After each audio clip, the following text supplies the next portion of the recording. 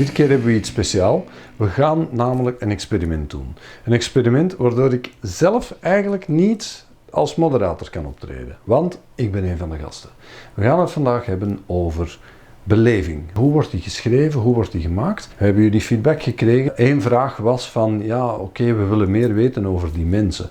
Dus dat gaan we nu een eerste test doen. En ik heb niemand minder dan Dorien Leijers mogen contacteren, die eigenlijk de rol als moderator-interviewer in onze volgende editie, die dit keer met 2 mensen tegelijk zal plaatsvinden. Kathleen Rens van de cast en Au Contraire en ikzelf. Zij zal dat gesprek leiden. Dus ik ben heel blij dat Dorien dat heeft willen op zich nemen. En het is een zeer boeiend, ook iets wat langere versie dit keer, maar een zeer boeiend gesprek geworden. En ik hoop dat jullie ervan genieten. Dorien, ik geef jou graag het woord.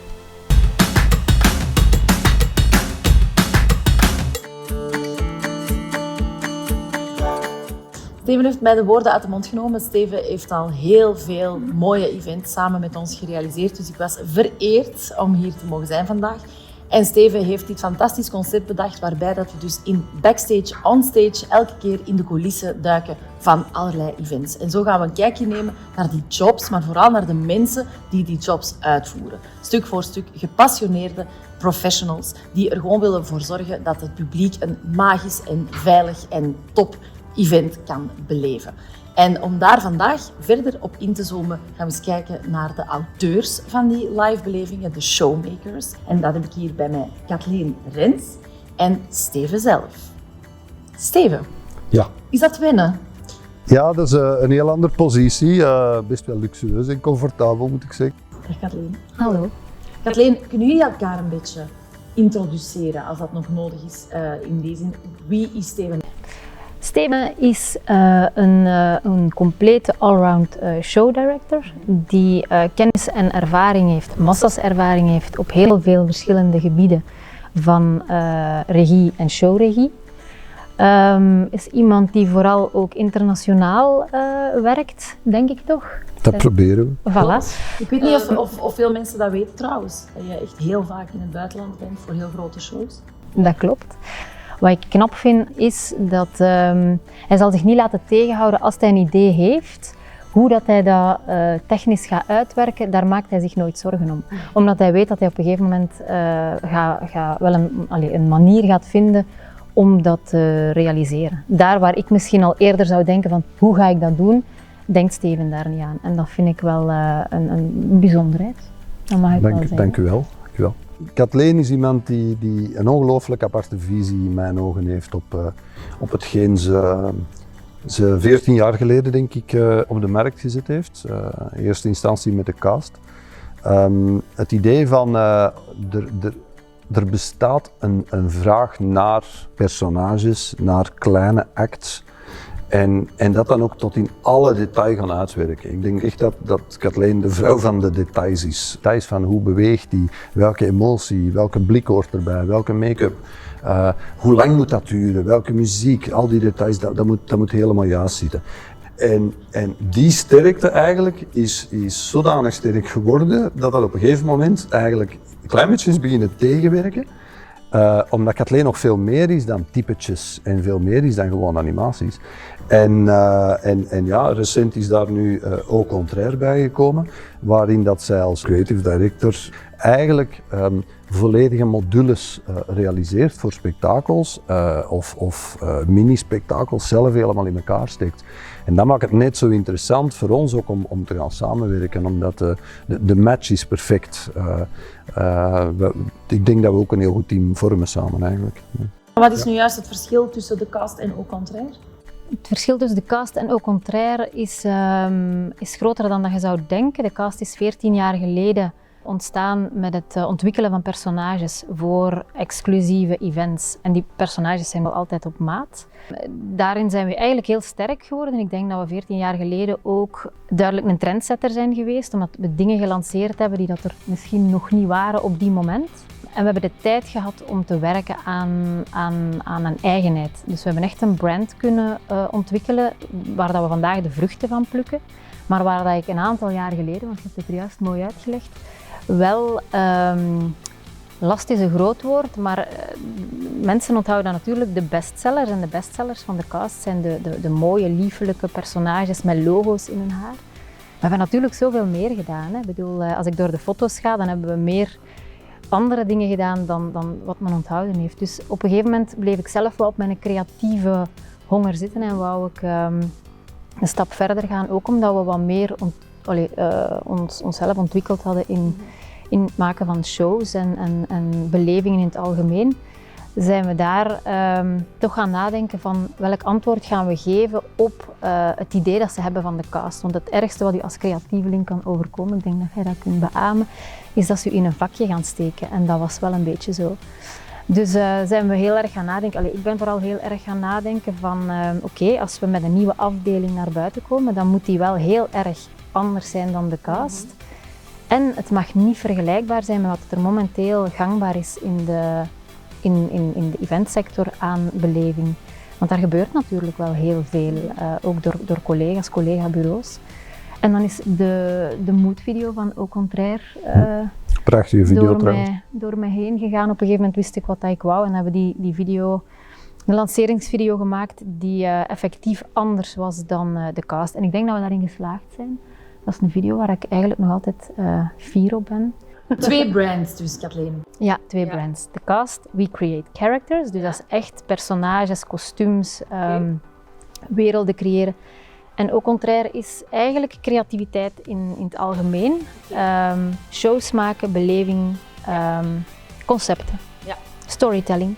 Steven, jij hebt ook 2 brands. Architect of absoluut. Emotion en The Sinterman in Stone. Ja, Ik moet eerlijk toegeven dat ik ook niet helemaal zelf weet wat het verschil is. Architect of Emotion is eigenlijk de creatieve dienstverlener voor België, hoofdzakelijk. Dat is gegroeid uit het feit dat ik ooit in de evenementenbureaus werkte als medewerker en op een gegeven moment zelfstandig ben geworden. En iedereen zei me van ja, wat ga je nu doen? En dat moest een naam krijgen. Ik had toen beslist van ik wil mij bezighouden. Oorspronkelijk was dat alles op en rond het podium, van design tot de schermcontent tot de regie. Dan heel snel begon mijn interesse door zeer inspirerende mensen, want eigenlijk is alles begonnen met Luc Petit en met Dirk de Kloet. Dat zijn mijn 2 grote inspiraties geweest eigenlijk, die mensen in shows. En toen heb ik gezegd van nu weet ik wat ik wil doen. En dan is de term Architect of Emotion ontstaan. Waarom? Omdat een architect is heel creatief, maar niet noodzakelijk een kunstenaar.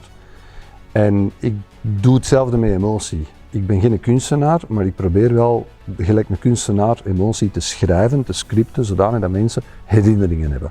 En emotie dus ook te triggeren bij de mensen. En effectief emotie zo te kunnen triggeren, want emotie is een ongelooflijk waardevol en sterk instrument.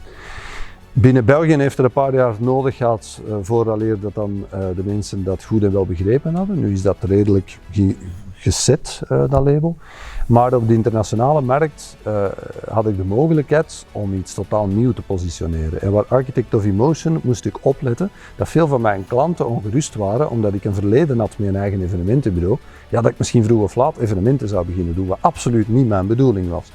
Dus was dat echt zeer erg service provider. Internationaal is de Sint-Amani Stone ontstaan. De Sint-Amani Stone is de tegenhanger van de Steen der Wijze. En het verhaal van de Sint-Amani Stone zegt dat degene die die steen heeft, zijn dromen kan waarmaken. Dus dat is het verhaal achter Sint-Amani. En jij hebt die steen. Ik zoek hem nog altijd wel. De Holy Grail. Maar ik doe mijn best om te doen alsof. En zo op de internationale markt, de website ziet er ook helemaal anders uit. Doet veel meer dromen, zijn echt enkel maar artistieke beelden. Je ziet geen evenementen, je ziet geen hostessen, je ziet geen onthaal, je ziet niks. Waar dat bij Architect dat wel zou kunnen als ik daar een rol in heb gespeeld natuurlijk. Dus dat is het verschil. Maar binnen België, in principe, maatwerkspektakels zou de Sint-Amani Stone zijn en alles wat ik voor de evenementenmarkt doe is Architect of Emotion. Kathleen, jullie bedenken, schrijven belevingen. Wat betekent dat woord voor jou? Ik denk dat het onze taak is als ik dat woord mag gebruiken, showdirector, dat het vooral heel belangrijk is om te weten wie dat er naar die beleving kijkt en wie dat moet ervaren. Omdat een beleving voor iedereen anders is natuurlijk. En het voordeel bij beleving maken of schrijven voor events is dat je natuurlijk, je kunt een doelgroep bepalen. Je weet ongeveer wat dat die mensen of wat dat die doelgroep interessant vindt, wat dat die kan raken, waar dat die mee bezig zijn, in functie natuurlijk van de boodschap van dat event. Want er is natuurlijk altijd een eindklant die met zijn event een boodschap wil meegeven. En het is onze taak om ervoor te zorgen dat die boodschap gevoeld wordt. Absoluut. Het is heel belangrijk te weten voor wie dat je schrijft, dat je ontwerpt. Wat wij eigenlijk proberen te doen is voorspellen wat mensen gaan raken, op welke manier, op welk moment, op welke plaats van je evenement. En daar voeling mee hebben. En dat kan alleen maar door goed te weten wie dat die mensen zijn en wat dat hen aanspreekt. Het is een heel groot verschil met een act bedenken voor Tomorrowland tegenover Graspop. Dat is een wereld van verschil. Nochtans is het exact hetzelfde soort type evenement en logistiek en een totaal ander universum. En waarom is het onderdeel beleving zo belangrijk op een evenement? Ja, beleving voor mij is hetgeen waar je niet onder controle hebt. En als je dat dan zeker als een merk bijvoorbeeld gaat benutten om je communicatie te ondersteunen, dan is dat haast sterker dan een advertisingcampagne. Natuurlijk de omstandigheden, alles moet gecontroleerd worden en die controle, al die details beheersen, dat is net wat wij binnen de evenementen doen. En waarbinnen dat wij dan, het evenementenbureau, zorgt dan voor het geheel van de aankomst, eigenlijk al van de eerste communicatie tot helemaal op het einde de laatste foto's of de laatste gift die nog wordt opgestuurd. En wij hebben daar dat kleine stukje of een aantal kleine stukjes gezien. Soms is het ook de uitnodiging waar wij dingen voor bedenken, die dan aan het concept gekoppeld zijn. Ja.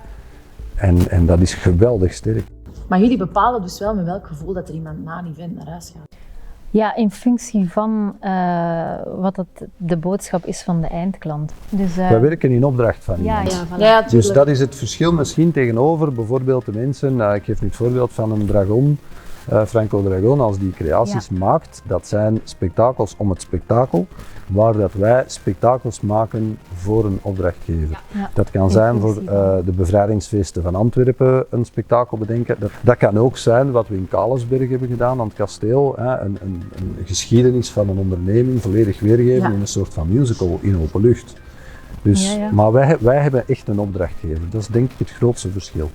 Dus dan is wel key om de klant te leren kennen, om de klant te begrijpen. Echt in zijn hoofd rondwandelen. Ja. Zo noem ik het altijd als ze het mij vragen van En tegelijk de klant inspireren, want zij hebben vaak totaal geen idee van wat er kan. Hè? Ja, ik heb graag dat het omgekeerd ook zo is. Dat de inspiratie ook wederzijds is. Dat ik geïnspireerd raak door hun verhaal, hun boodschap die zij willen meegeven. Want dat kan mij heel veel input geven om daar iets mee te doen. Ja. Terwijl als je de hele tijd moet zoeken van waar willen zij eigenlijk naartoe, dan is dat natuurlijk minder inspirerend. Dat is voor u niet beperkend. Daar zijn wij een beetje anders in. Hè. Jij hebt het moeilijk met dat witte blad. Hè. En ik heb net heel graag dat witte blad. Hè. Ja. Maar zelfs met dat witte blad, ik vertrek ook altijd vanuit, we hebben een geschiedenis die we willen vertellen, we hebben een viering. We hebben iets dat we willen lanceren en dit zijn de eigenschappen die dat nieuwe product zo uniek maken. Dus ik heb ook altijd wel die omkadering, maar vanaf dan wil ik eigenlijk zelf de wereld beginnen maken waarin alles plaatsvindt, van het design, van mijn moeien met de meubels enzovoort. En de mensen met wie ik dan werk, is dat vaak een trekken en duwen, vooral omdat budget en een beperkende factor altijd blijven. Dus we proberen daar altijd de gulden middenweg in te vinden. Maar ja, dat is opnieuw denk ik, omdat ik dat ruimer plaatje dan weer veel meer bekijk, terwijl jij echt in die details gaat. Dus kan ik me levendig voorstellen dat die inspiratie en zelfs wie is uw klant, maar ook menselijk, wat voor iemand is die CEO van dat bedrijf? Wat is die karakter? Daar ben ik bijvoorbeeld minder mee bezig. Ik luister ernaar, ik neem dat mee, maar creatie gaat nooit niet afhangen van wat is het karakter van mevrouw de directeur. Nee. Nooit. Nee, maar... Ja, ik screen die opdrachtgever wel volledig in de zin van wat is die hun voorkeur? Naar welke muziek luisteren die bijvoorbeeld? Dat ik toch iets schrijf of maak waar dat ik van weet dat het hun kan raken. Werkt het voor jullie beperkend als een opdrachtgever zegt, wat dat mij lijkt dat dat heel vaak gebeurt, zeg maar nu heb ik een supermooie show gezien, daar of daar, zoiets. Dat is vervelend. Dat is vervelend, hè? Ja. Hoewel dat ze het goed bedoelen. Het geeft wel natuurlijk. ergens denk ik een indicatie van in welke richting, want niet alle klanten kunnen heel goed benoemen wat dat ze willen. Dus als ze zeggen we willen zoiets, dan weet je wel in welke richting dat ze gaan. Ik denk dat we nooit onszelf mogen in een situatie brengen dat we gaan copy-pasten of dingen gaan ergens doen op lijken, want dat is eigenlijk Nee. dat zou heel erg Maar het is zijn. misschien beperkend voor creatieve mensen, kan ik mij voorstellen. Het geeft wel ergens een Ik indicatie. misbruik dat eigenlijk altijd door dan subtiel te zeggen van dat is inderdaad magnifiek, maar daar hebben ze 2 jaar op gerepeteerd en ik schat dat dat ongeveer zoveel gekost heeft. Dat vind ik wel Dus einde verhaal. wat gaan we ervan overhouden binnen onze omstandigheden Ja. en ons verhaal? Dus ik Ja. gebruik dat op die manier. Dus eigenlijk hetzelfde, maar reality check. Dat is de Ja, keyword reality. in events, hè? Feasibility. Ja. Alles kan in principe. Ja, Dat is- er dat kunnen is- heel mooie dossiers gemaakt Alles worden, kan. maar de keren dat die effectief ook worden uitgevoerd zoals ze zijn voorgesteld. Je hebt altijd budgetten hè, die je moet Ja. respecteren. Ja. Jongens, hoe kom je eigenlijk in zo'n job terecht? Kun je daarvoor studeren? Showdirectie aan de Hogeschool van Antwerpen. Tegenwoordig misschien wel. Tegenwoordig wel, verschillende scholen kan dat inderdaad. Maar ik denk dat 3/4 van de mensen in het wereldje ofwel begonnen zijn in de artiestenwereld, ofwel, en dat zijn dan de betere, want die hebben ook effectief wel een scholing in een van de kunsten gehad.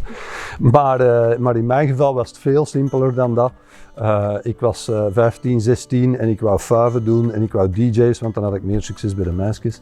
En ik ben echt gewoon zo er eigenlijk ingesukkeld.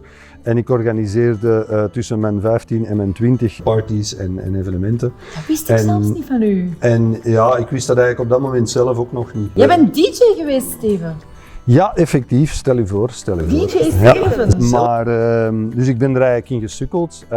Dan, zoals bij zoveel, de juiste mensen op het juiste moment tegenkomen, denk ik. En ik wou eigenlijk studies voor laborant gaan doen.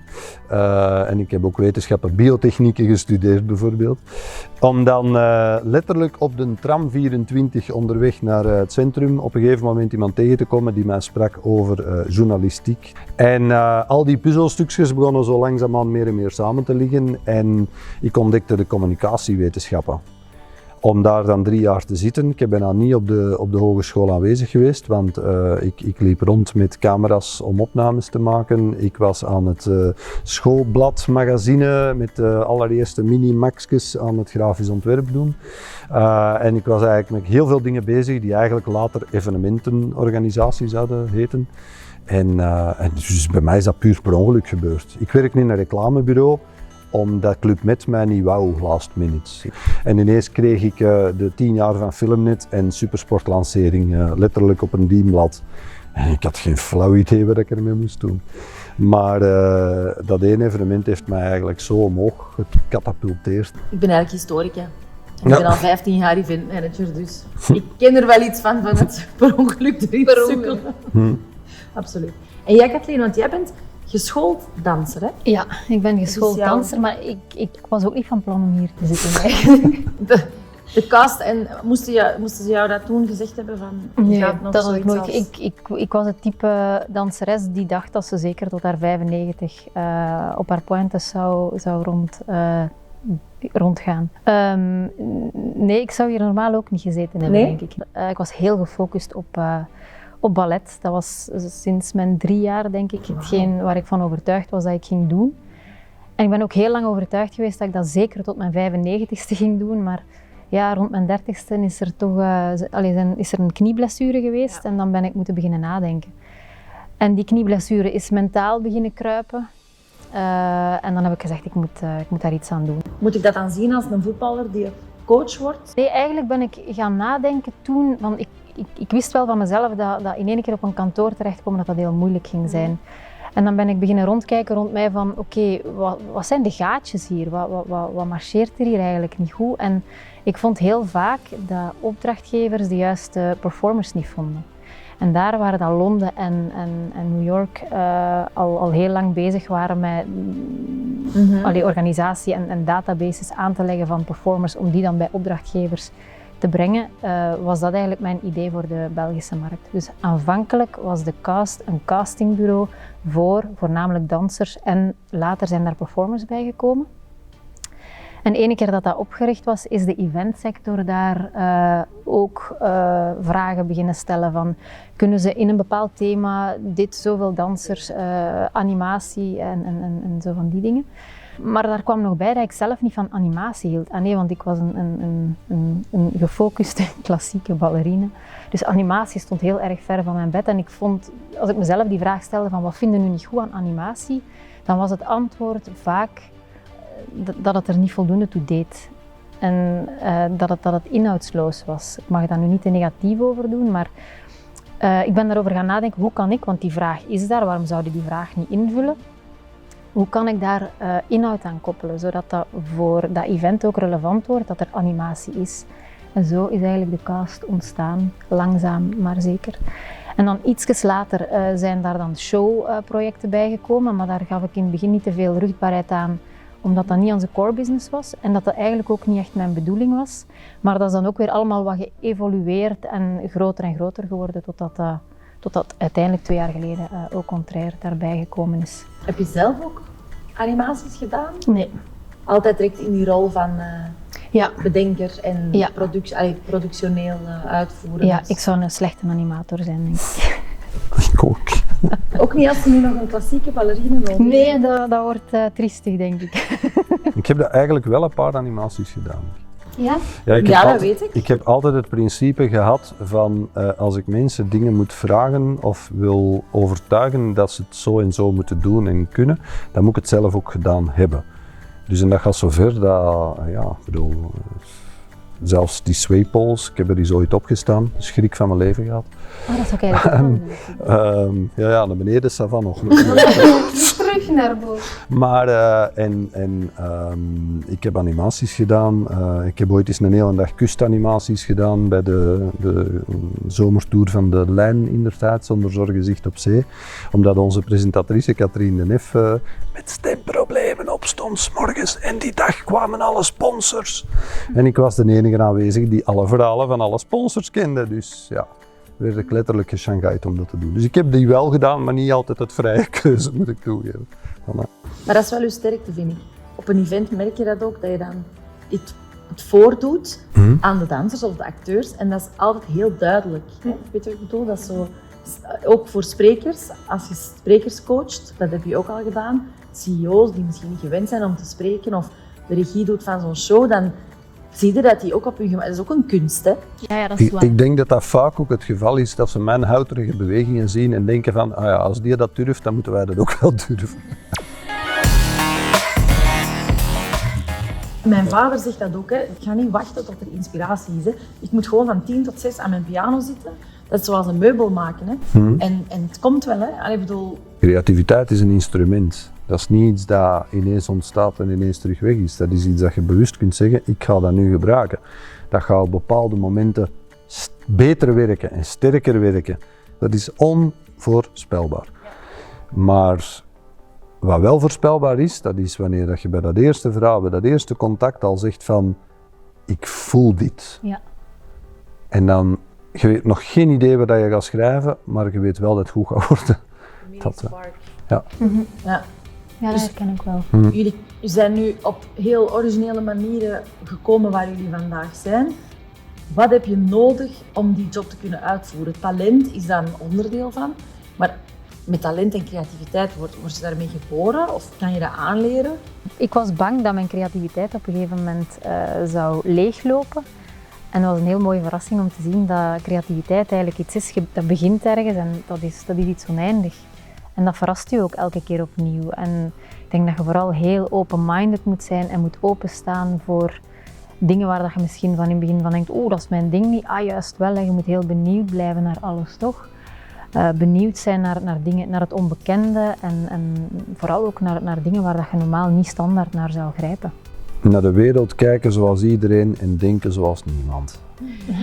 Dat is de essentie. En creativiteit, dat is hetzelfde als muziek spelen.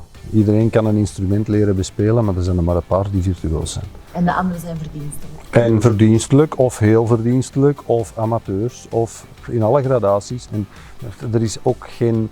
Ik krijg vaak die opmerking als ik gastlezingen geef, van ja, maar ja, ik ben niet creatief. Ah ja, waarom niet? Ja, maar ja, ik ben boekhouder. Een boekhouder die niet creatief is. Boekhouden, dat is best wat wist. Ik wil de eerste tegenkomen die niet creatief is. Dus creativiteit heeft niks met je job te maken, of Nee, dat heeft nee. te maken met wie dat je Oplossingen vinden ook. hier Hè. binnen bent gewoon. Ja. En zijn beperkingen vaak dan juist verrijkend? Stel inderdaad, de zaal toont een aantal uitdagingen. Komt jullie creativiteit dan extra naar boven? Of? Ja, dingen waar je op stuit Ja. die je niet voorzien hebt, ja, nee, dingen die je beperken kunnen juist heel verrijkend zijn, hè, want je gaat oplossingen zoeken. Creativiteit is eigenlijk de basis van creativiteit, is oplossingen zoeken voor dingen die je in eerste instantie niet weet hoe dat je dat gaat aanpakken. En flexibel zijn. Ook. Zeer flexibel zijn, ja. En erin geloven dat het altijd goed komt. En passie. Ik denk, ik zou deze job, de dag dat ik twijfel dat ik dat niet meer graag doe, dan ga ik absoluut iets anders doen. Zonder passie zou dit niet kunnen doen. Passie en gezond verstand en vanuit een buik werken. Ja. Echt vanuit een buik. Met de samenstelling van je teams, met de keuze van je acts, vanuit een buik en vertrouwen. En dat is het moeilijkste als je begint. Na een paar jaar begint je te vertrouwen op je buikgevoel. In het begin is dat het lastigste. Ja. Maar om even terug te komen op die locatie bijvoorbeeld, we zitten hier in de Werf. Hè. Ja. Geweldig theater, eigenlijk veel te weinig gekend theater en veel te weinig gebruikt theater in mijn ogen. Toch voor evenementen. Hè. In Aalst. Cultureel. Ja, in Aalst. Cultureel heel veel gebruikt, maar je hebt hier eigenlijk alles om een mooie show te doen. Niet elke locatie kan u dat bieden. Nu, dat is zowel een voordeel als een nadeel, want die locaties waar dat niet is, moet ik letterlijk de locatie anders gaan bekijken en een balkon mij beginnen voorstellen dat dat misschien een podium wordt. En een vijver kan ook een podium worden, of misschien gaan we een zwevend podium zetten, of een brug leggen. Dus dat universum is voor mij heel belangrijk. En de locatie, dat is heel raar, maar voor mij creatief vertelt de locatie heel vaak wat ik moet doen. Mijn research zegt me wat dat die klant gaat nodig hebben van een soort verhaal, van wereld, van universum. Maar de locatie zegt mij wat ik ga doen. En daarom dat bijvoorbeeld zo'n volledig uitgeruste zaal, zoals zo'n theatercentrum hier in de Werf, dat vaak een extra challenge is. Omdat alles is zo facilitair, perfect voorzien om u makkelijk te laten werken, dat je snel geneigd bent om dezelfde dingen te doen die uw 100 voorgangers ook al gedaan hebben. En dat is een challenge in de culturele wereld die ongelooflijk groot is, van hoe gaan we met dat instrument dat er staat weer iets nieuws bedenken. En dat is persoonlijk iets wat ik ongelooflijk in het culturele, want we mogen ook niet vergeten dat de budgetten in de cultuur lager liggen dan in de bedrijfsevenementen. En toch verrassen die culturele producties mij. En ik kan er ongelooflijk van genieten van in zo'n zaal te zitten dan. Wat is de uitdaging bij een reizende productie? We hebben ooit samen iets gedaan voor een groot merk ook, waarbij dat we in 5 landen in Europa dezelfde show zijn gaan zetten. Dan denk ik dat je die show op een andere manier moet bedenken, want dat zijn 5 verschillende zalen. Ja, absoluut. Je moet eigenlijk je moeilijkste zaal als basis gebruiken en van die set die je dan hebt begroten en daar versies van maken die groter worden. En dan gaat je merken dat je iets meer doek nodig hebt bij de grootste zaal en iets meer video bij die andere. En de belangrijkste invloed dat er eigenlijk is op touringshows, dat is de factor slijtage, transport, tijd van opbouw, tijd van afbraak, herstellingen.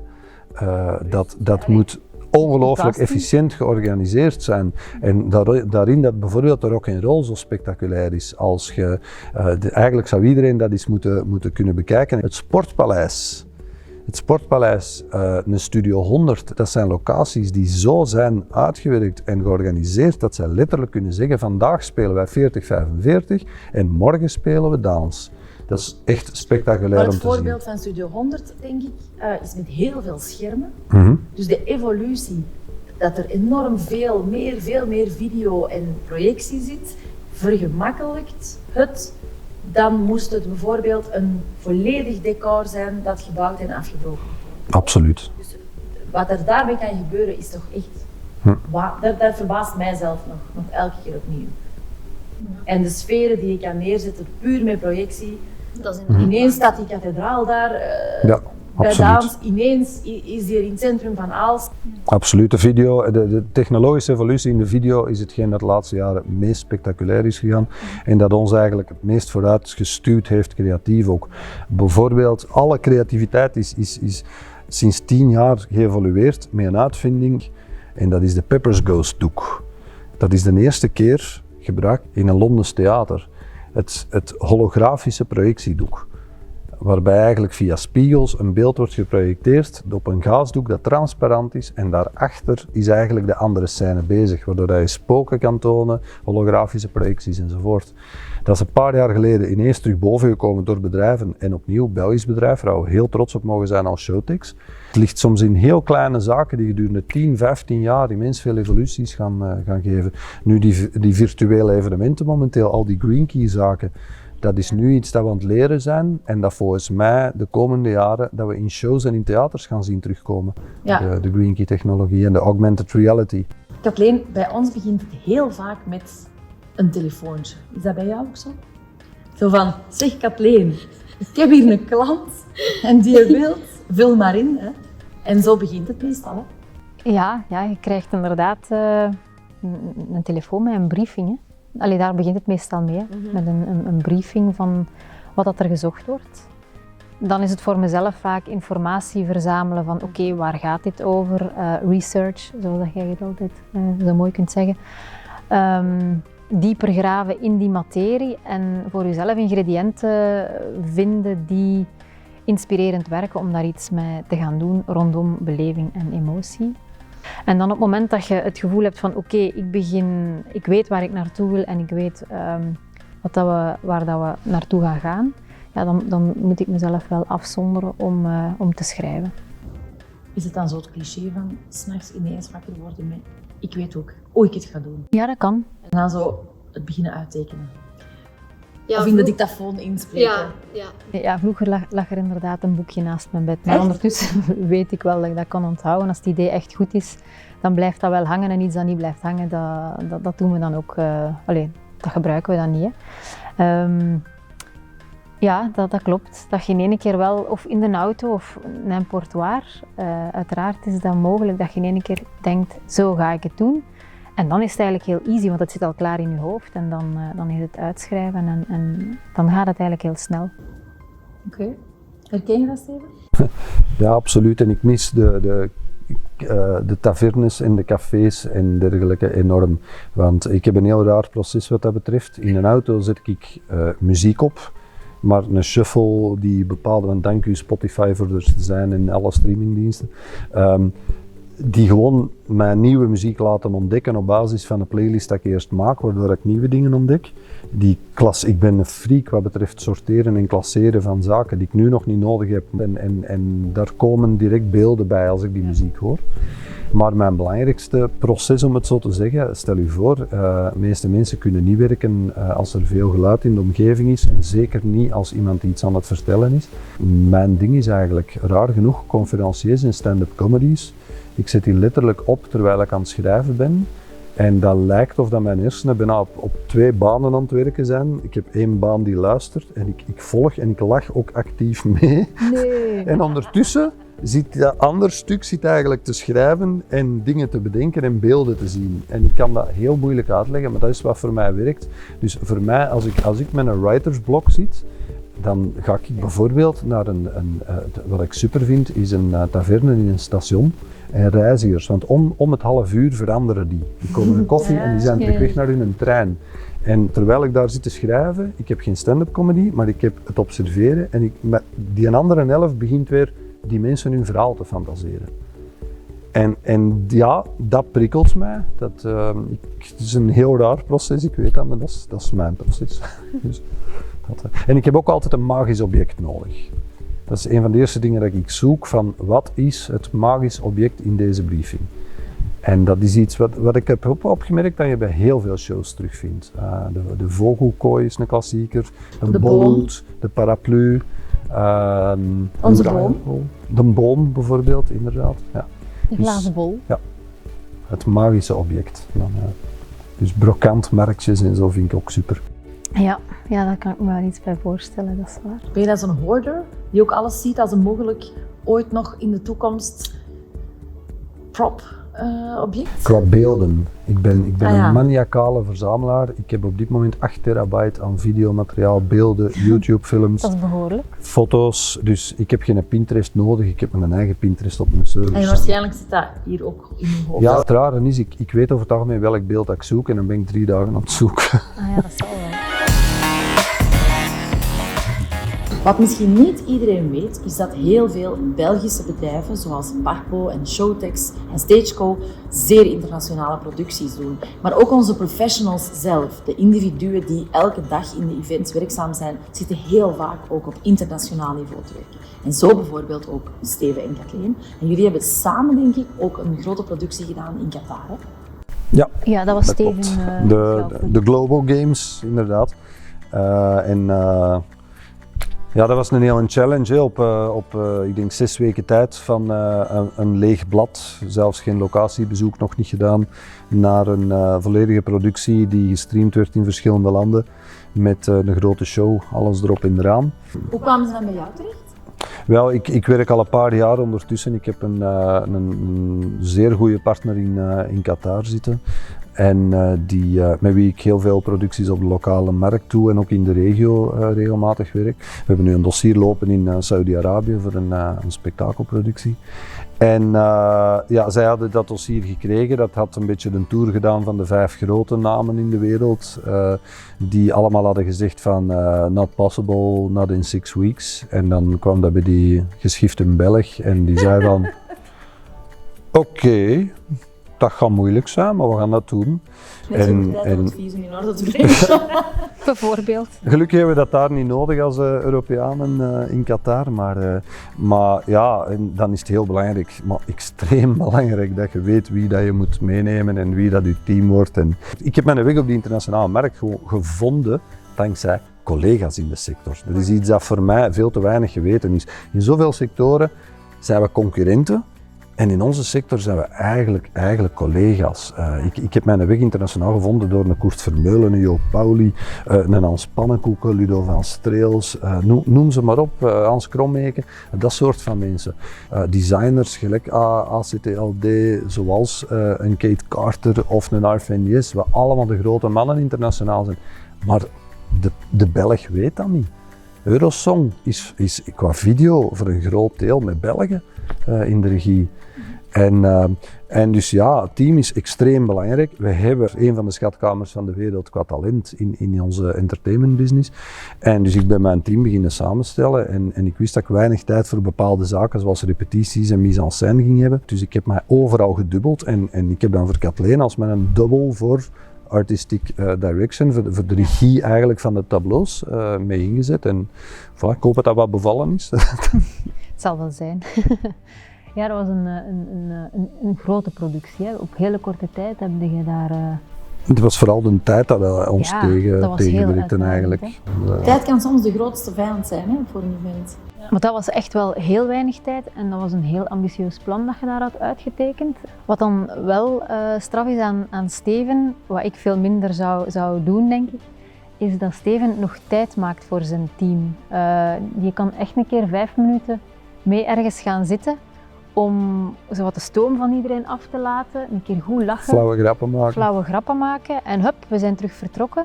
Dus Steven kan even zo die tijd maken voor zijn team, terwijl het er eigenlijk heel veel, dat was toch wel stevige dat was een redelijk een stressvol project.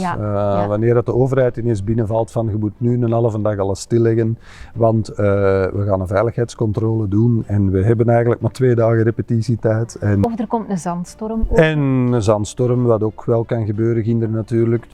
Maar ik was ontzettend blij met het team dat ik mee had. We waren ons kernteam eigenlijk op alle controleposten.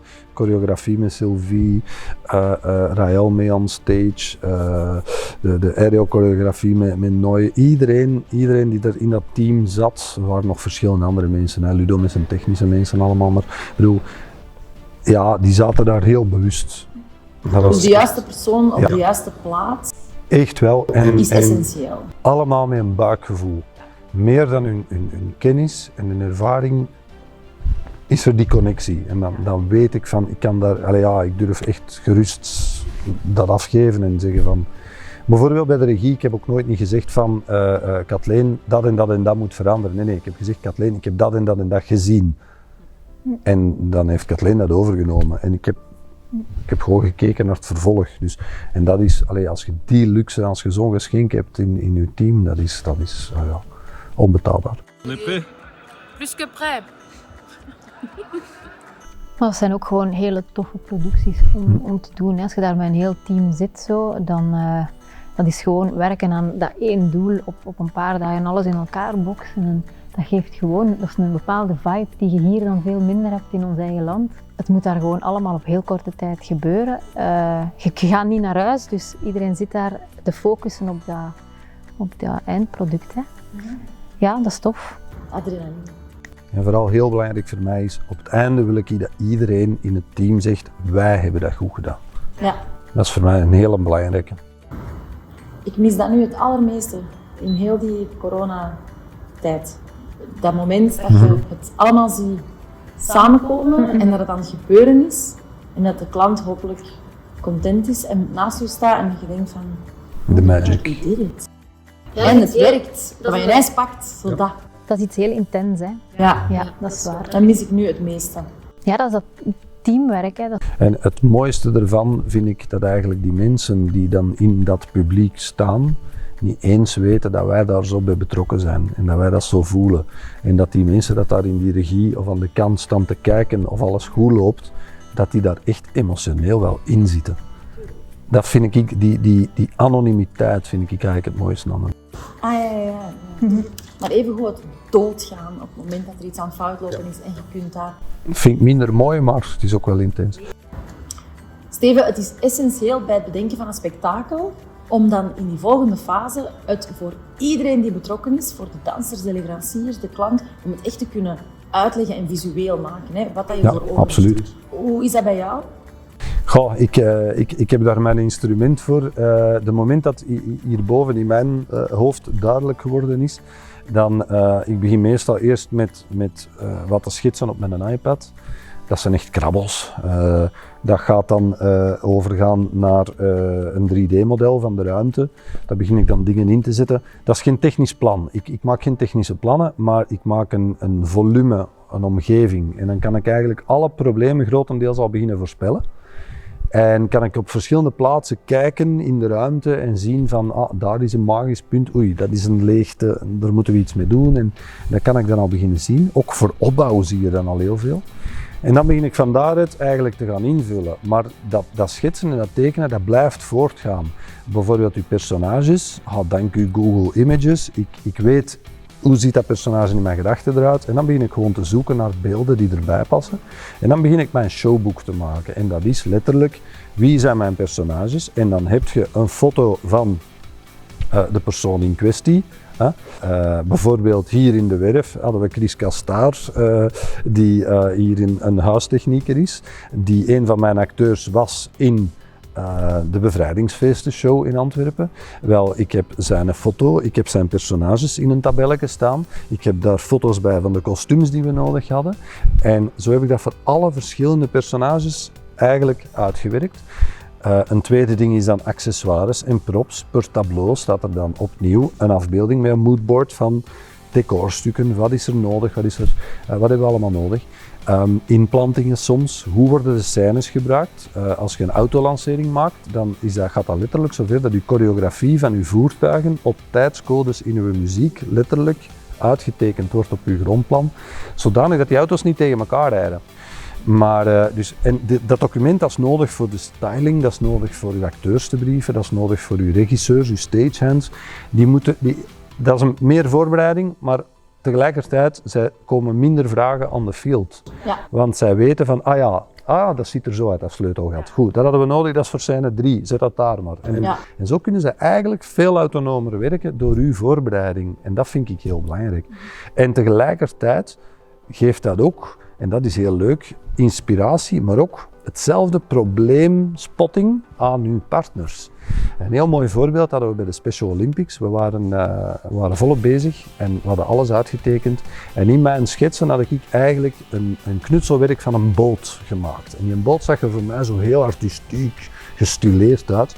Maar het concept van mijn show was de droom van een kind met een verstandelijke beperking. En letterlijk om 12:30 s'nachts belt iemand die op de accessoires en de decors werkt, die belt mij en die zegt: Steven, het klopt niet. Een kind droomt zo niet. Ik zeg: oké, hoe droomt een kind dan wel? Ja, zegt ze, die zou dat als een knutselwerkje zien, maar ik weet niet hoe ik dat in decor moet maken. En dan komt de puzzel weer samen van dingen dat je vroeger hebt gezien. Want in de UK heb ik een artieste gezien die met wilgtakken te plooien vormen maakt en dan met papier-mâché die invult, waardoor je heel lichte objecten krijgt die immens groot worden. Ik heb haar die techniek uitgelegd, ze is erop beginnen testen. Dus die boeken zijn extreem belangrijk. En goed tekenen helpt. Ja, als je dat kunt. Dat is een talent. Ik speel vals, ik werk veel met Photoshop en ik teken over en zo. Maar dus dat is heel dankbaar, Kathleen, als je dan zo'n briefing krijgt, om daarop te moeten verder werken. Maar ja, je weet direct waaraan en waaraf. Hè. Ja, dat is inderdaad uw leidraad, hè. Uw rode draad doorheen uw werk dat je moet doen in functie van. En hoe begin jij daar dan aan? Bij Steven is het natuurlijk het creëren van dat verhaal. Jij zegt van: ik vind dat leuk hè, dat er al een verhaal is, maar hoe fiets jij die creativiteit daarin? Ja, ik maak ook moodboards. Ja, ik zal ook per scène moodboards maken. Ik kan zelf ik kan niet goed tekenen, dus daar moet ik al niet aan beginnen. Maar ik ga ook wel heel duidelijk op papier uitwerken hoe dat iets voelt, woorden erbij zetten, hoe dat tot leven moet komen. Dus ja, ik bereid dat ook wel voor in een document, in een presentatie. En net als Steven, als het moet uitgewerkt worden, zit ik ook met de nodige pionnen samen om uit te leggen waar dat zij hun deel moeten op invullen of waar dat ze verantwoordelijk voor zijn of hoe dat ik het zie. Of waar dat zij kunnen verbeteren uiteraard, waar dat zij dingen kunnen aan toevoegen. Dus, maar de producties van Steven zijn groter, dus bij mij is dat iets minder complex dan... de job blijft hetzelfde uiteindelijk. Ja, dat is waar. Dus, dat is waar. Hetzelfde als een evenement voor 50 stoelen te zetten of 5000 stoelen zetten. Het is het aantal stoelen en het totaalbudget in uw Excel-tabel. Dat is het enige verschil. Ja, en ik vind dat ook belangrijk dat als uw presentatie naar die klant vertrekt, dat die een gevoel binnenkrijgt. Dat die weet hoe dat gaat aanvoelen. Niet gewoon een droge presentatie, want dat werkt natuurlijk niet. We maken ook steeds meer trouwens videomaquettes van shows, waarin dat we echt op de muziek al tijdscodes en cues en bepaalde moodboards, foto's, soms zelfs acts al zitten. En dat is heel interessant wat jij ook nog doet, dat heb je niet verteld. Jij spreekt in op uw video wat dat er gebeurt. Dus dat is ook nog een keer, dat is super handig. Ja. Dus de muziek, de video en dan uw stem van: opgepast, nu gebeurt er dit en nu gaat er dat komen en nu gaat er dat komen. Dus dat is eigenlijk een schitterende leidraad. En dat heb ik eigenlijk nog niemand anders weten doen op die manier. Ik probeer een soort master audiovisueel document te hebben op tijdscode, maar waarin ik ook zowel auditief als muziek als special effects, maar soms ook videofragmenten zet, zodat iedereen zo snel mogelijk begint te voelen hoe dat er gaat uitzien. Ja. En dat wordt constant geüpdate. Als de videomapping mensen met content komen, dan zet ik die op de juiste tijdscode al in die master. En ja, hoe meer concreet het is voordat je begint te bouwen, dus te beter het is, want iedereen weet al wat we gaan doen. Ja, dat vind ik en uw klant is uw opdrachtgever, of dat dan uw museum is, of een stad voor een viering, of een bedrijf, of een familie die een verjaardag viert. Ja, ze zien op voorhand steeds meer, getoond het ambachtelijke van de evenementenjob. En dat is iets wat ik vind dat we veel te weinig laten zien, hoeveel ambacht dat er eigenlijk nog in zit, ook al is dat technologisch en ook al is dat kennis. Het is niet omdat uw werkinstrument een laptop is, dat je niet immens veel kennis moet hebben om die laptop te laten doen voor dat evenement waar dat het moet doen. Want het is uw ervaring en uw kennis die maakt dat evenement er staat, het is niet die laptop. Er wordt precies niet over nagedacht wie dat eigenlijk allemaal verwezenlijkt. En als er niet over nagedacht wordt, is het teken dat we onze job goed gedaan hebben. Kathleen, welke profielen zitten er zo in een team om een show te realiseren? Eerst en vooral natuurlijk degene die het concept bedenkt. En die heeft mensen nodig om dat allemaal in goede banen te leiden. Dus zal dat een regieassistent zijn die mee staged en dingen plaatst en uitprobeert. Choreograaf, iemand die de stukken aan elkaar zet met dans en beweging. Uiteraard kostuums, geen show zonder kostuums, dus heel, heel belangrijk. Onder de kostuums zitten er dan natuurlijk nog de stylisten en zo die de dressings doen, maar dan zijn ze al in de show bezig, dus dan hebben we het niet over de voorbereiding. De voorbereidingen gebeuren in het atelier, dus je hebt een atelierverantwoordelijke die alles mee in goede banen leidt. En Hair en make-up. Hair en make-up, ja, dat is meestal ook iemand die de face charts uittekent, de kapsels mee uittekent.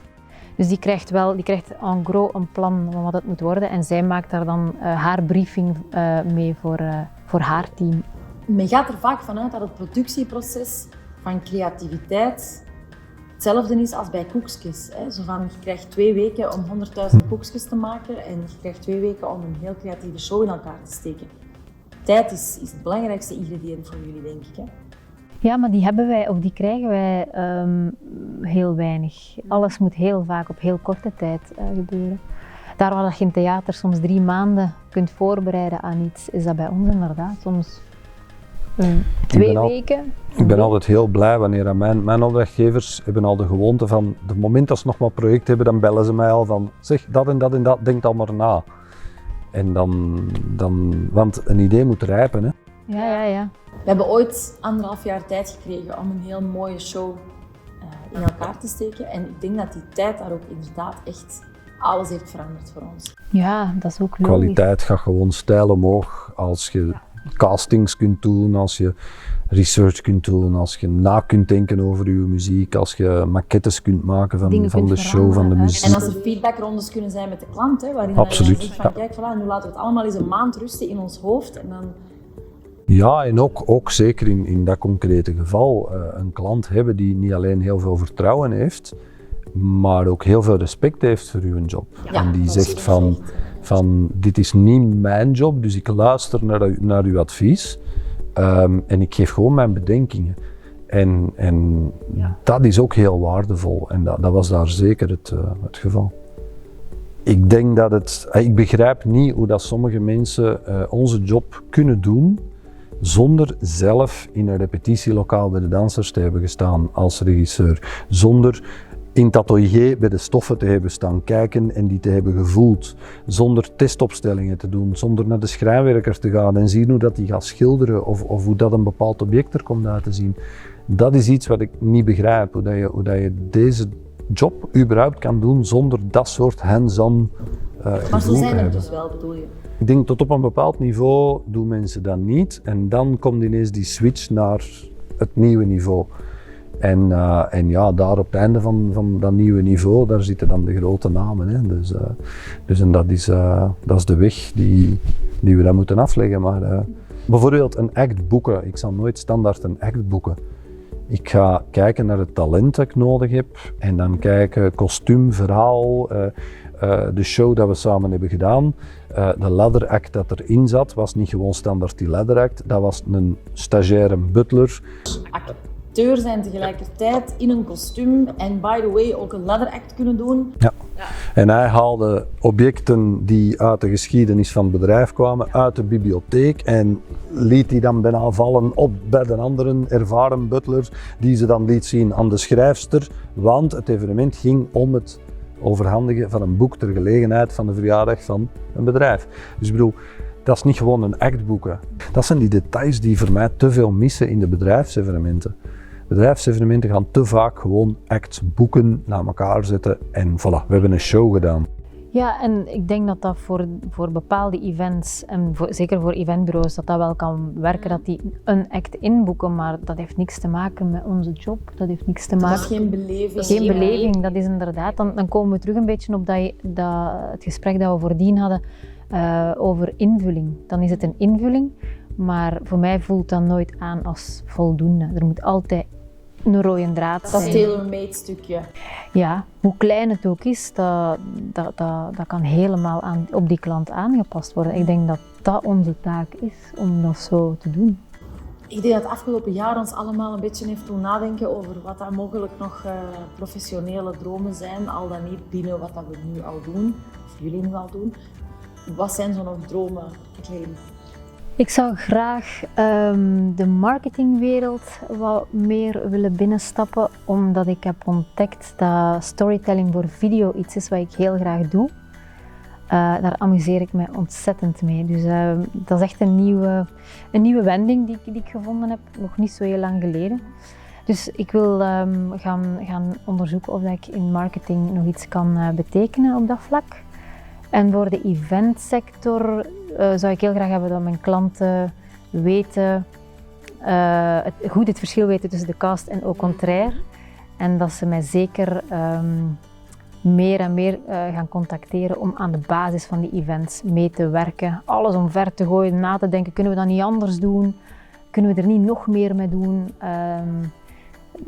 Ik denk dat dat mijn taak voor de toekomst moet zijn voor mezelf. En Steven? Ik ben een koppengaard. En if you dream, dream big. En ik doe dat op alle vlakken. Ik ga zelden voor de gemakkelijke situaties. Maar ik ga er dan ook heilig voor. En mijn grote professionele droom is om een eigen productie, touringshow te hebben, lopen. Er is momenteel een dossier dat we hebben opgebouwd en dat klaar ligt. Lilith, Mother, Daughter, Sister. Wat eigenlijk een soort van sociaal-maatschappelijk spektakel is over het feit dat we wel mogen denken dat de gelijkheid man-vrouw bestaat, maar dat die er nog lang niet is. En waarin we eigenlijk contrasten tussen het totaal niet aanwezig zijn van die gelijkheid met acts gaan rechtzetten. Het is een aanklacht op de swipe-cultuur van de actualiteiten. We zien zoiets en swipe, het is weg. We denken er niet bij na. Dus dat is een project dat nu loopt, waar heel veel interesse ook vanuit de bedrijfswereld voor is, voor dat mee te ondersteunen, omdat dat een item is en een onderwerp is dat zeer veel mensen aanbelangt, waar heel veel rond te doen is nu. Dus daar zijn we investeerders voor aan het zoeken. En dan is er bijvoorbeeld in Saudi-Arabië een dossier dat nu bij investeerders op de tafel ligt voor Al Bidaya. Dat is mogelijk een vaste installatie die we zouden gaan opbouwen. En dat is ook een spektakel dat 2 à 3 jaar zou moeten lopen. Dus dat is mijn... Je blijft wel binnen de spektakel. Absoluut. Mijn grote voorbeelden zijn mensen als Franco Dragon, Luc Petit, die mensen. En daar wil ik naartoe. Maar het is een beetje gelijk de alchemist van Paulo Coelho. Als dat nooit niet lukt, dan ben ik heel gelukkig met de weg dat ik onderweg heb gevoerd. Dus voilà. Maar je hebt wel een veel grotere droom dan ik. Journey is more important than the destiny. Absoluut. Ja, dat is waar, dat vind ik ook. Gaan we nou eindigen met de quote van Pippi Langkous? Ik heb het nog nooit gedaan, dus ik denk wel dat ik het kan. Ja. Ik denk jullie allebei. Ik denk vooral ook jou, Doreen, om deze keer mijn rol in te vullen. Ik vond dat heel comfortabel en geweldig fijn om dat zo te doen. Ik begrijp ook heel goed dat mensen nu boeken voor dit soort van presentaties. En, Ja? Ja. Dat is misschien uw volgende. Ja, dus bij deze. Ik ben ook te boeken voor dit soort opdrachten. Nee, absoluut. Op naar de volgende aflevering van Backstage.